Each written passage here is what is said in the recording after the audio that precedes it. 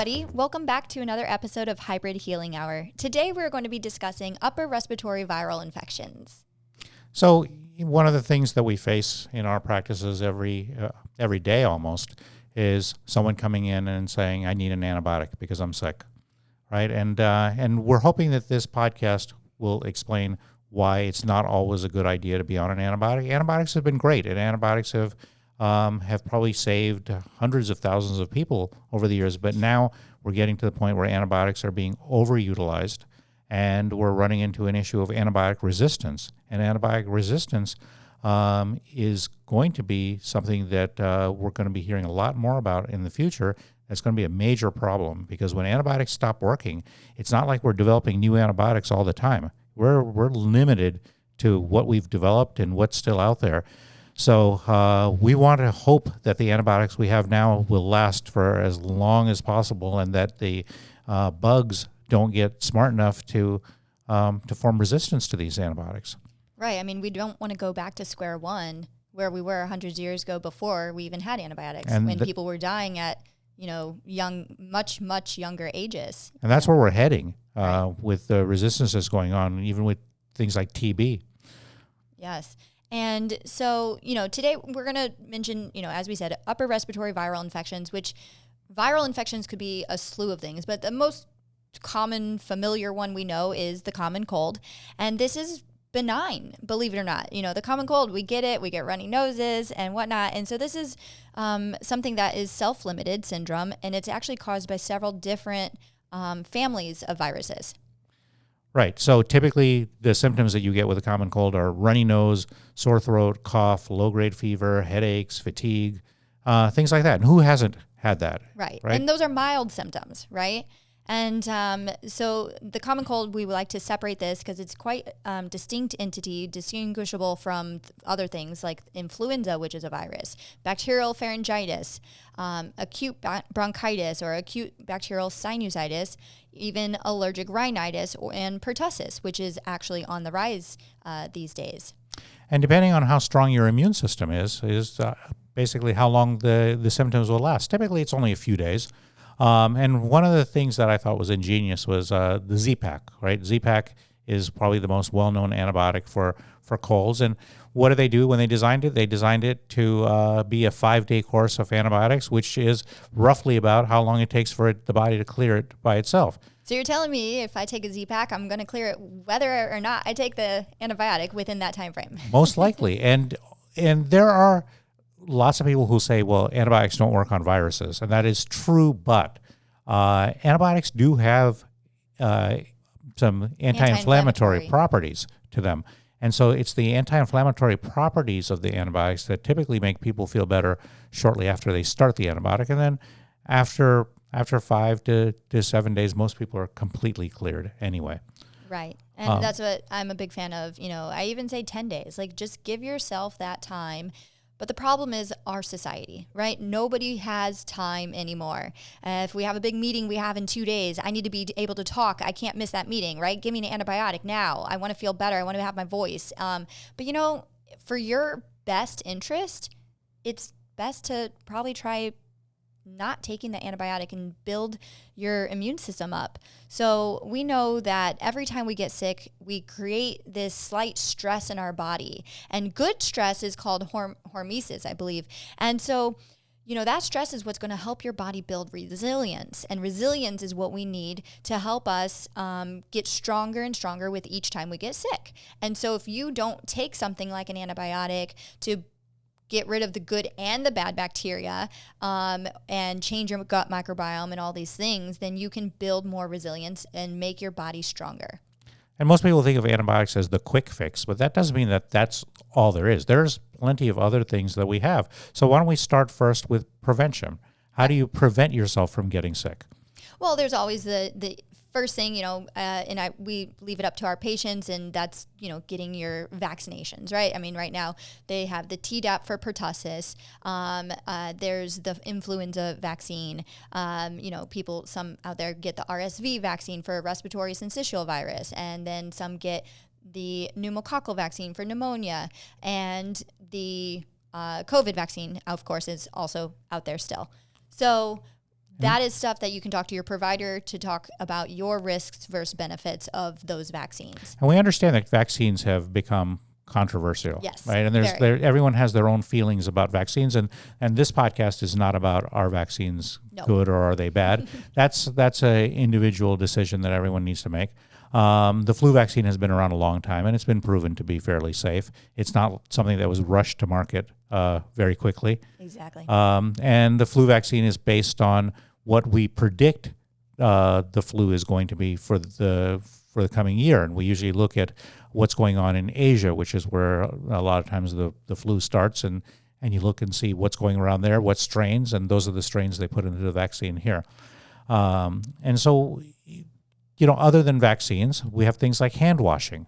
Right. Hand washing definitely helps, and it has been shown to decrease the spread of viral infections. And in fact, I'm actually a bigger fan of hand washing, like soap and water, traditional soap and water, over the alcohol. Because there's been a lot of studies that show that alcohol use can actually also kill off a lot of the good bacteria as well. And I like, our skin has microbes on it, tons of them, thousands of them, right? So you kind of want to keep some of that on there. And then we're a fan of supplements. There's a lot of supplements that we do recommend to our patients. One of them that we've become much bigger fans of lately are mushroom supplements. And people don't realize, but there's a lot of strains of mushrooms. There's a lot of mushrooms that are not really mushrooms that we eat, but they're mushrooms that we use medicinally. So things like chaga, maitake, reishi, cordyceps, lion's mane, turkey tail, shiitake. There's a lot of them out there, and there's even some mushroom blends that combine all of these into one capsule that you take every day. I personally take a mushroom blend myself, and honestly, Deanna can tell me. I swear by it. that I hardly ever get sick. Right. And another one that I'm a big fan of are other immune builders, such as your zinc, vitamin C, quercetin, vitamin D, and NAC, which is N-acetylcysteine. Those have been big. I think quercetin and NAC became more familiar with the general population during COVID. And there was some prevention seen with that. Right, and even zinc got talked about a lot more during COVID. Right, but I'm also a fan of not too much zinc. I take high doses of zinc, like 25, 50 milligrams of zinc daily if you are sick, but you also don't want to continue that on a daily regimen. You want to do lower doses, maybe like under 25 milligrams. I always say like 10 to 20 milligrams or so on the daily for prevention, because it can deplete your copper levels. So, and then something else that's semi-controversial is mask wearing. Mask wearing has been shown to decrease the spread of infections and viral spread. But here's the thing: is you have to have the right kind of mask, which most people don't, and you have to wear the mask consistently, which most people don't. So I'm not sure how helpful it has been in this country and how helpful it will be in the future. But if you're sick and you're out in public, if you're flying or something, it's probably a good idea for you to wear a mask and try to see if you can decrease the spread of the virus as much as possible. I agree.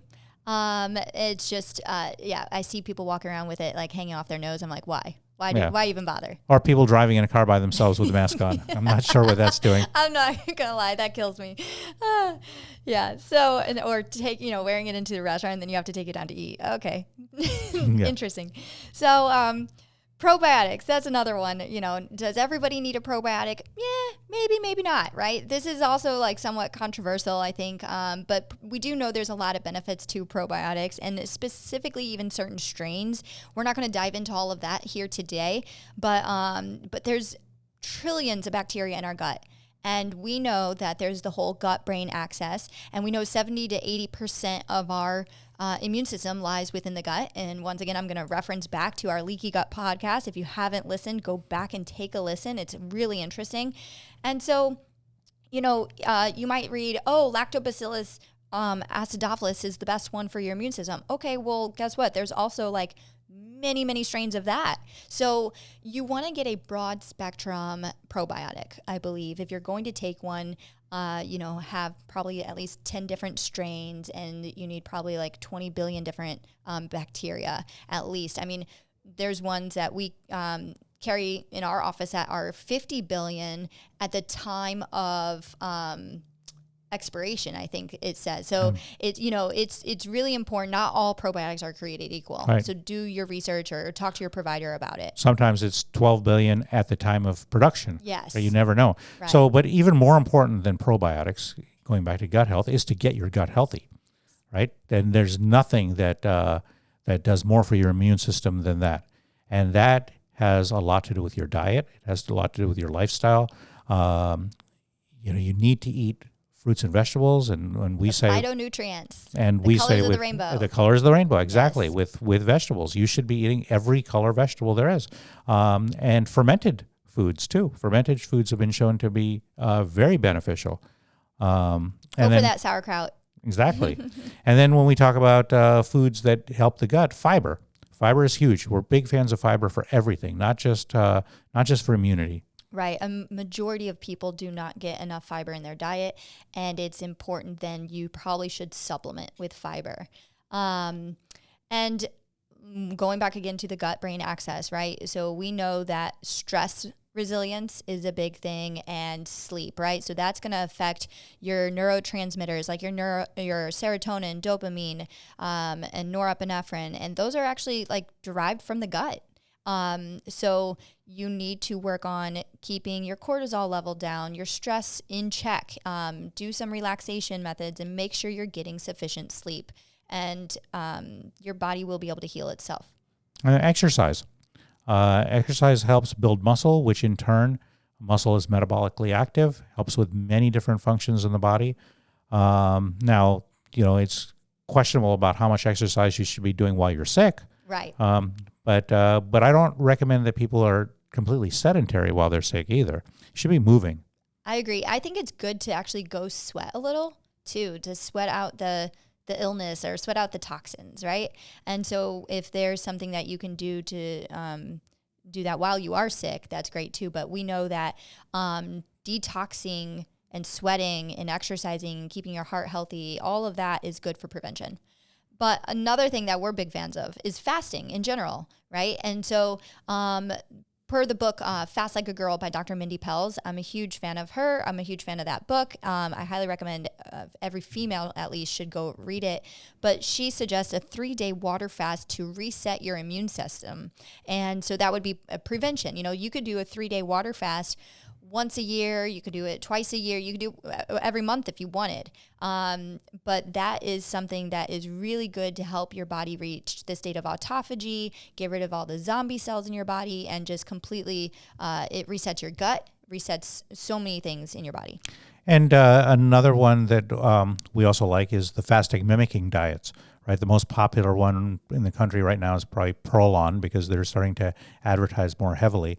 But these are diets where you fast for 5 days, but you're not completely fasting. You're still allowing yourself some nutrients that your body still stays in a fasting state. So it's just barely enough to keep you in autophagy. And we have a fasting podcast too, so go back and listen to that. And if you still get sick, say you're doing everything right, because once again, I thought I was invincible, and sure enough, I hadn't been sick in about 10 years, and I just got sick, and I was like, oh man, I'm not. So I was sad. But if you still get sick, we basically do symptomatic therapy as the mainstay for treating common cold or other viral illnesses, right? And so with that, the traditional, I guess, treatments would include analgesics like acetaminophen, which is Tylenol, or non-steroidal anti-inflammatory drugs, which is like your ibuprofen, Advil, naproxen, or Aleve. And those help treat, any of the pains, right? Like any headaches, ear aches, sore throat, joint pain, muscle aches. And they generally help you feel better even if you're not having pain. Right. Well, and they're also like for fevers, right? So they can treat any elevated temperatures. Yeah, so we recommend for a lot of people, just take things like that. Or there's other supplements that do the same thing that also help with fevers.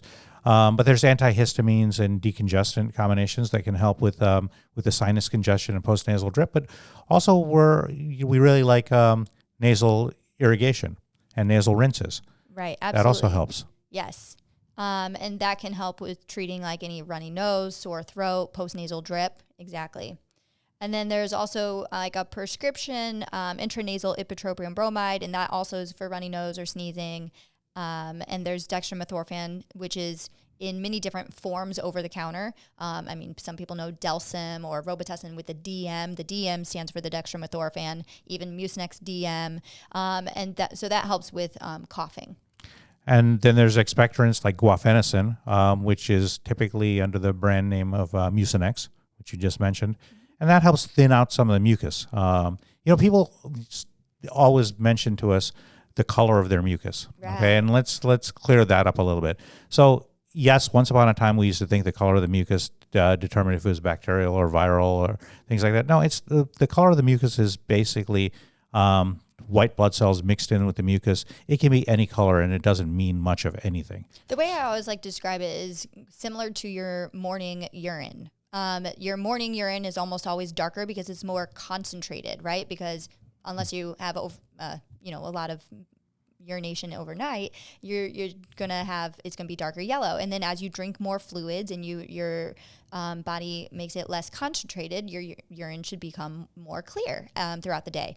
So mucus is very similar. Like a lot of times you might wake up in the morning after, laying flat with gravity, you're going to have that nasal drainage going to the back of your throat. So you might hack up like a green or brown wad of mucus that's absolutely disgusting, and it's okay. It's just the amount of coagulation from that mucus drainage. And then that should probably get clearer as the day goes on, or it might not even. It's okay if, it's yellow or green. But if you drink more fluids, you will actually see it will get clearer faster. And sometimes you may even have some blood mixed in. And Exactly. That's another one that, a little bit, few specks of blood is probably okay, and it's probably normal. But if it's persistent and it continues for a while, then you may want to go see someone about it. And it's just from the dry capillaries in your nasal passages. When you're blowing your nose so hard, you're creating all that pressure. You might rupture a little blood vessel, or the nose could be dried out, and yeah. So, and some of the other treatments that people ask for or that we even prescribe, codeine-based cough syrups. Codeine is a good cough suppressant, but it's not necessary in every case. There are some people who should stay away from codeine. Anyone who has a history of addiction or problems or even allergies to codeine. And they've done studies where they've compared codeine to placebo, and they really haven't found significant benefit. And the same with the intranasal glucocorticoids. So that would be like your Flonase and your Nasacort. Those are now over the counter, actually. Yeah. They used to be prescription only, but those were also done in studies and found not effective in the treatment of the common cold. Really what I like to use them for is if I have a lot of sinus pressure or ear pressure, using those helps reduce any inflammation in my nose, and it does help alleviate that pressure per se. Sometimes if you have that feeling of being underwater, it works well, but they take a few days to kick in. I think the peak onset is actually around 7-day time. Sometimes people can see symptom relief within 3 days of using it, but you have to use it every day for a week or two to be able to really have that benefit. And then heated, humidified air. And we don't know. We don't know the benefit of that. There are studies that have not shown any benefit, and there was a fairly decent-sized study in 2017 that didn't show significant benefit of using that. So, but it might make you feel better. Sometimes it's soothing, right? And that same thing goes with like Vicks VapoRub. I like that it just makes you feel better. And it does open up your passages if you're stuffy and you put it under your nose or on your chest, you feel like you can just breathe better. And I like the idea that they have them now for your shower, and you could drop them in your shower and you get that like essential oils. Eucalyptus. Yeah, or you can buy organic, which I just bought this actually recently, is the organic eucalyptus oil. That is a dropper. I just put it at the tub, and I actually got that from our ENT podcast that we just did recently. So that was a good one. Yeah. And so going back to some other natural options, right? So when you're sick, these are things that you might want to consider, and that would be eating light. So we already talked about food and how food is medicine and what to eat, but eating light, and this goes into, sometimes people are like, oh my gosh, I haven't had any appetite for for the first 2 to 4 days or whatever. And that's okay. Don't force yourself. If you don't want to eat, listen to your body. I think that's, people always feel like we have to eat, but your body will do what it needs to do in that time frame. And I think it's going to help you focus on healing and not digesting your food. And you have to think about that, right? It was that old adage of feed a cold and starve a fever, and that there may be something to that, because some of the evidence has been shown that with bacterial infections, limiting the amount of glucose has been shown to be beneficial. Right. And then when you do feel like eating, keep it light. Like even we always say, a liquid diet or just chicken soup, bone broth, vegetable soup. These are things that help you. They're comforting once again, and they're light. So it's actually, there's a lot to that. Focus on protein too. If you're going to eat, focus on getting adequate protein and nutrients. Right. And the bone broth has good protein and collagen in that, right? And then there's also, trying to get some fresh ginger, or onion, garlic. There's a lot of teas out there that people make now. I see them on Instagram, social media and whatnot, when they're like making tea, and I see all this garlic and ginger and lemon and honey going into it. I'm like, wow, I can only imagine what that tastes like, but I bet it works. Yeah. So even maybe some horseradish, right? Open up that passageway. And then, I think these foods will not only help you while you are sick, but they're going to also help prevent you in the future from getting sick. There's a lot of antioxidants in them. And you said it earlier that your body will tell you a lot of times what it wants.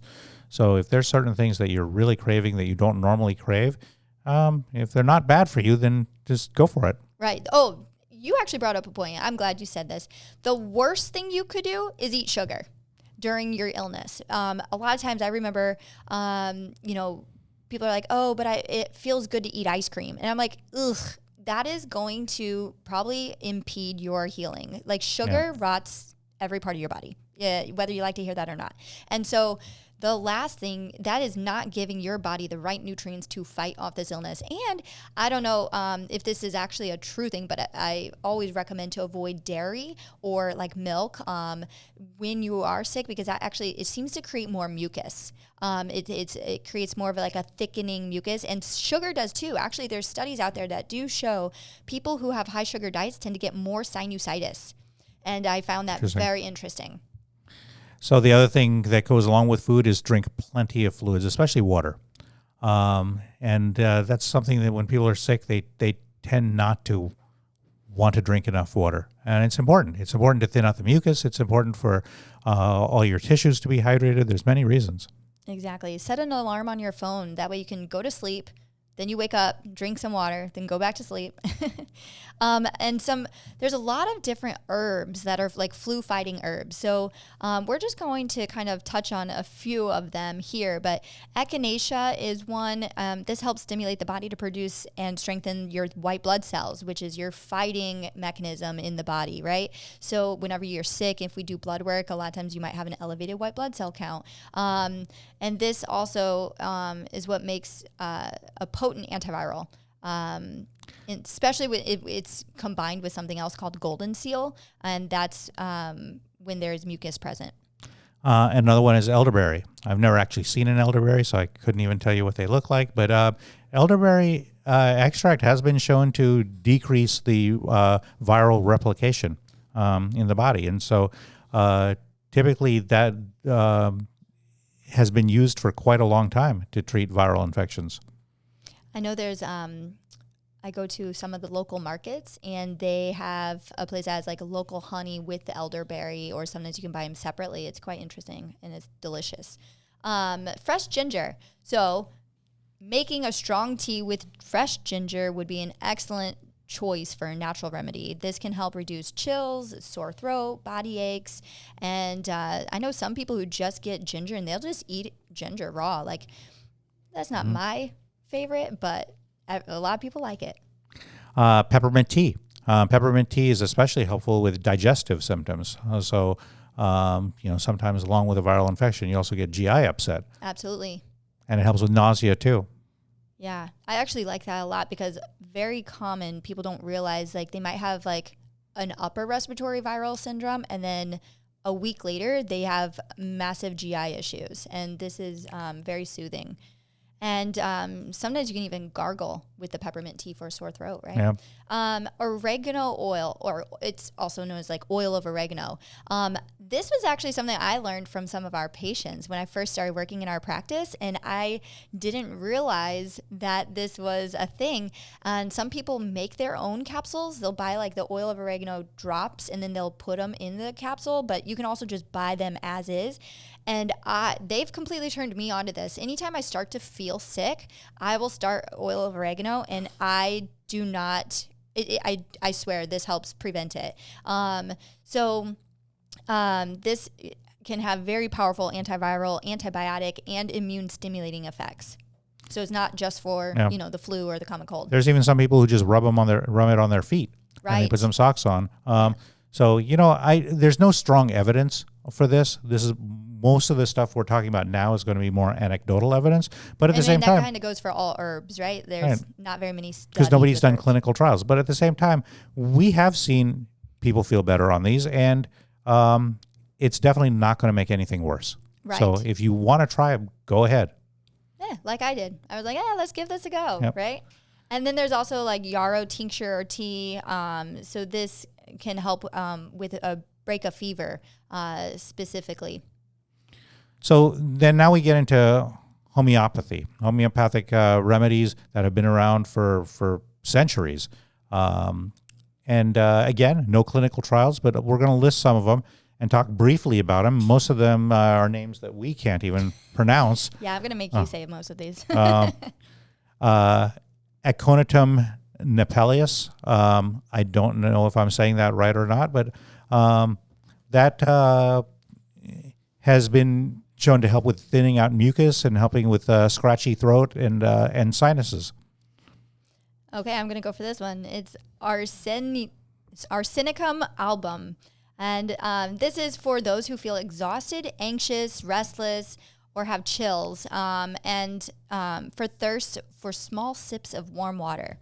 So this is also good for people who might have diarrhea or vomiting. Mm-hmm. There's belladonna, which helps for fevers, especially high fevers. Okay, and bryonia. This is for flu and aching joints. So it is good for people who feel like they can't really get out of bed when their body hurts so bad. So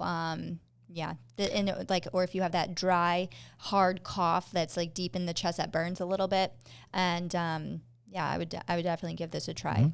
Mm-hmm. Eupatorium perfilatum, which is also for high fevers and achy joints and muscles.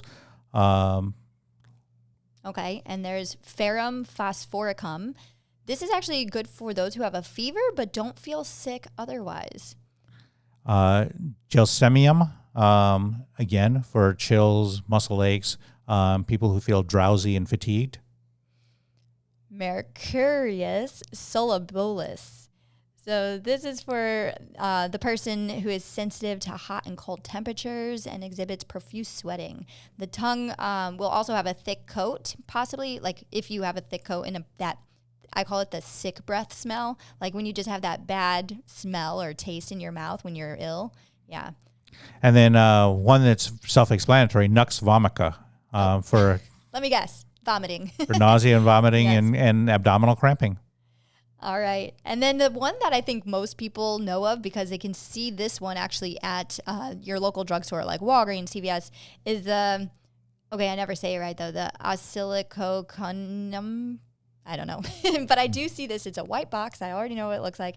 And this one is the homeopathic preparation to relieve influenza-like symptoms. It's actually derived from duck liver and heart, which I just learned. I did not know that because there are vegans out there. I wonder if they put that on the box now that I think about it.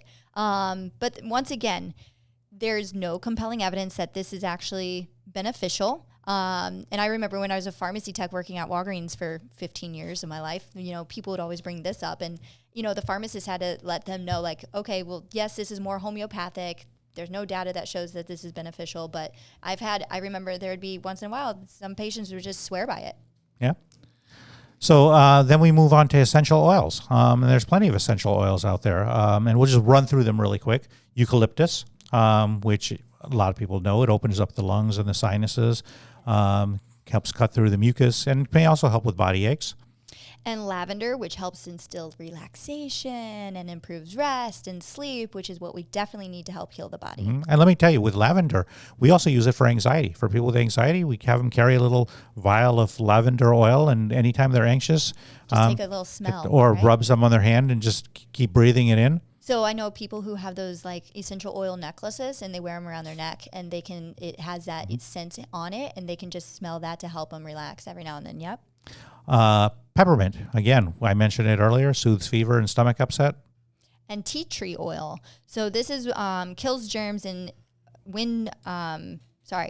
this one is what kills germs. I know I was trying to think already of like all the different products that involve the tea tree oil, and so many people use this. But it's in homemade cleansers and surfaces and soaps that you can use. But be careful.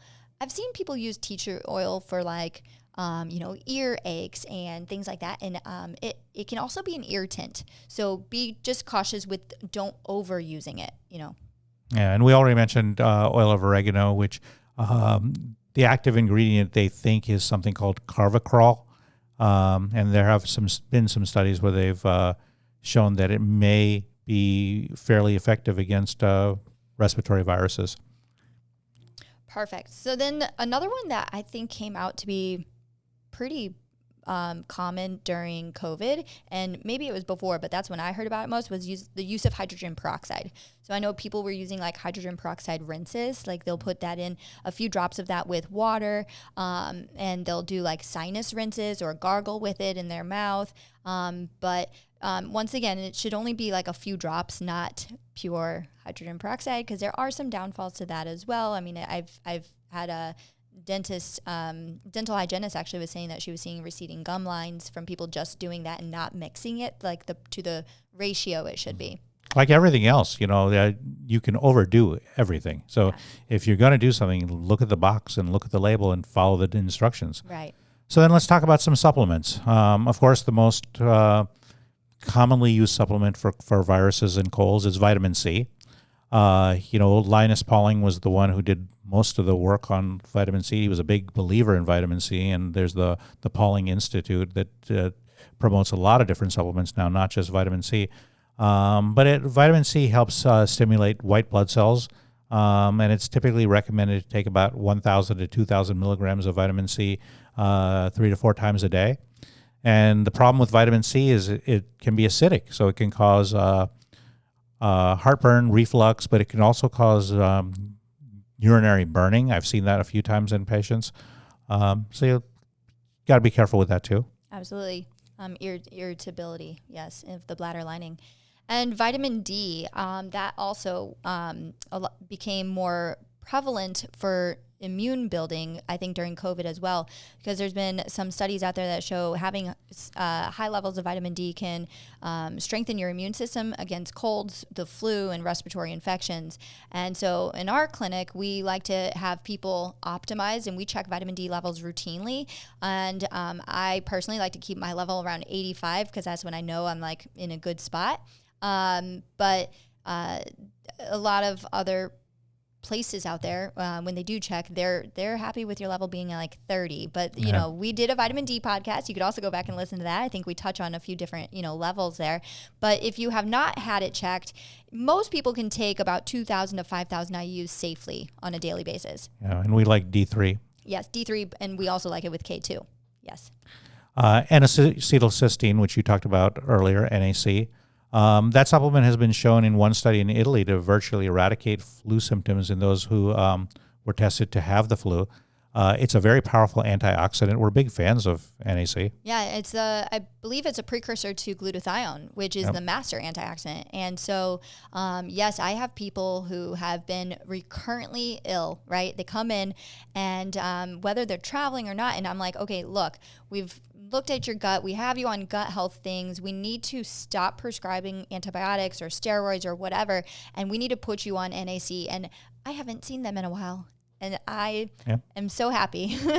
Which, like you said, glutathione is the end result. And you can take glutathione as well. Right. Glutathione helps with damage caused by reactive oxygen species, free radicals, peroxides, lipid peroxides, and heavy metals. Exactly. All the damage, basically. And once again, zinc, right? So zinc, we've already discussed that. That's always good to have, especially while sick and preventing your illness. Yeah, and I would be careful of using intranasal zinc, by the way. Absolutely. It can, Zicam was an example of that from over the counter, and I know that caused people to lose their sense of smell, and it doesn't always come back. So just be cautious with that. Yeah, so we've touched on a lot of things that you can do, and like I said, antibiotics are not our preferred method of treating viral infections. And how do you know if you have a viral infection or a bacterial infection? It's not easy to tell, but fever is a good rule of thumb. I mean, typically with viral infections, actually with both, you can have fevers, but I feel like with the viral infections, you typically get the body aches and the fevers and the chills, right?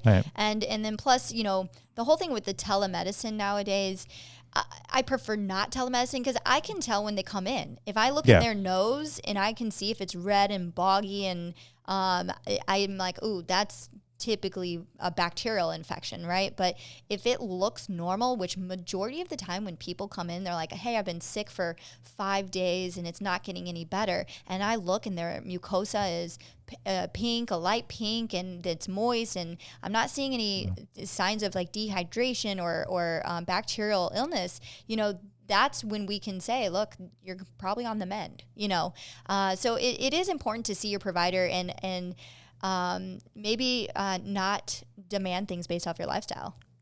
Exactly. So we hope this was informative. And I think in the future we'll have more podcasts on infections, different types of infections, because we're not saying never use an antibiotic. Exactly. But it's rare that we recommend antibiotics for people. It has to be fairly life-threatening before we do. I'd say we have your best interest and you need to work on your resilience. Stay tuned. The information contained in this podcast is provided for informational and educational purposes only and is not intended for the purposes of diagnosing, curing, treating, or preventing any disease. This podcast is provided on the understanding that it does not constitute medical or other professional advice or services. Before using any products or services referenced on this podcast, consult with your healthcare provider, carefully read all labels, and heed all directions and cautions that accompany the products. Information found or received through the podcast should not be used in place of a consultation or advice from a healthcare provider. If you suspect you have a medical problem or should you have any healthcare questions, please promptly call or see your healthcare provider. This podcast, including Dr. Brian Marias, Deanna Weilbacher, and Hybrid Medical Solution, do not claim responsibility for any adverse effects from the use of information contained herein. Opinions of guests are their own, and this podcast does not endorse or accept responsibility for any statements made by the guests. This podcast does not make any representations or warranties about guest qualifications or credibility. This podcast may contain paid endorsements and advertisements for products or services. Individuals on this podcast may have a direct or indirect financial interest in products or services referenced. If you would like to submit any questions or if you have any topics you would be interested in hearing about on future episodes, please contact us through our website, www.hybridmedicalsolution.com. That is solution with no S at the end. Follow us on Instagram and Facebook, all under Hybrid Medical Solution.